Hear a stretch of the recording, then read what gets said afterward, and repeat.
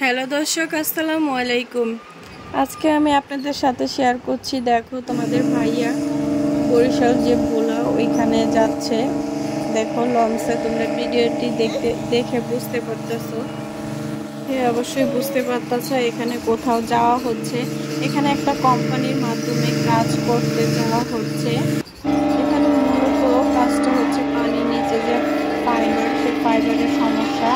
তো এখানে শুধু তোমাদের ভাইয়া না, এখানে আরো অনেক মানুষ মিলে তারপর গেছে, এখান থেকে ঢাকা থেকে গেছে, গিয়ে এই সমস্যাটার সমাধান করার চেষ্টা করতেছে। তো এখান থেকে রওনা দিয়ে দিছে, তোমরা ভিডিওতে দেখতে পাচ্ছ। অলরেডি তারা নদী পথে ভ্রমণ শুরু হয়ে গেছে। তো যাওয়ার পর দেখো এখন তো দুপুরে, তো এই তো রাত্রে ট্রলারের উপরে বসে তোমাদের ভাইয়া আরো অনেক মানুষ মিলে সমস্যাটা সমাধান করার চেষ্টা করতেছে।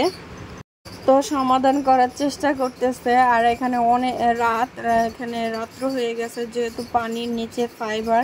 তো এই কাজটা করতে অনেক দিন সময় লেগে যায়, প্রায় 1 সপ্তাহের বেশি হবে এরকম। দেখো এখানে আরো মানুষ আছে, সবাই মিলে এই ফাইবারের সমস্যাটা সমাধান করার চেষ্টা করতেছে আর কি।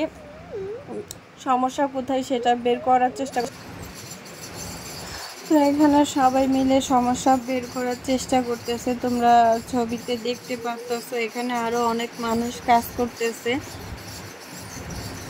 আর যেহেতু পানির নিচে কাজটা, তাই অনেক কষ্ট হয়েছে তাদের করতে। এই দেখো কেউ কত কষ্ট করে কাজ করতেছে।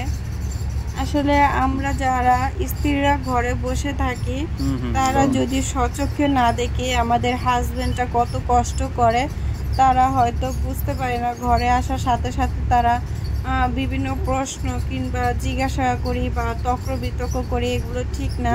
কারণ আমরা মহিলারা যেমন সারাদিন কাজ করি, পুরুষরাও, যারা ভালো পুরুষ আর কি, তারাও বাইরে প্রতিদিন রাত পরিশ্রম করে ঘরে আসে। তো আমাদের আসলে সংসারে শান্তি চাইতে হলে আগে কিন্তু দেখতে হবে, ভেবে চিন্তে কথা বলতে হবে। আসলে যেহেতু আমরা মহিলারা যেমন ঘরে কাজ করি, একটু রেস্ট নেই বা আবার কাজ করি, পুরুষরাও দেখো, পুরুষের দিক দিয়ে পুরুষরাও সেভাবে কাজ করে আমাদের সংসারটা চালানোর চেষ্টা করে, ঠিক আছে।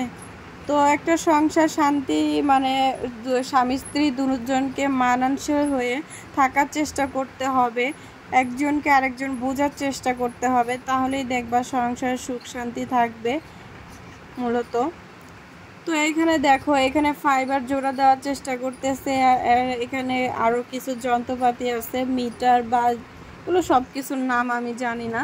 তো এই দেখো অনেক চেষ্টা করতেছে, মিটারে দেখতেছে যে সবকিছু ঠিকঠাক আছে কি না, ঠিক আছে।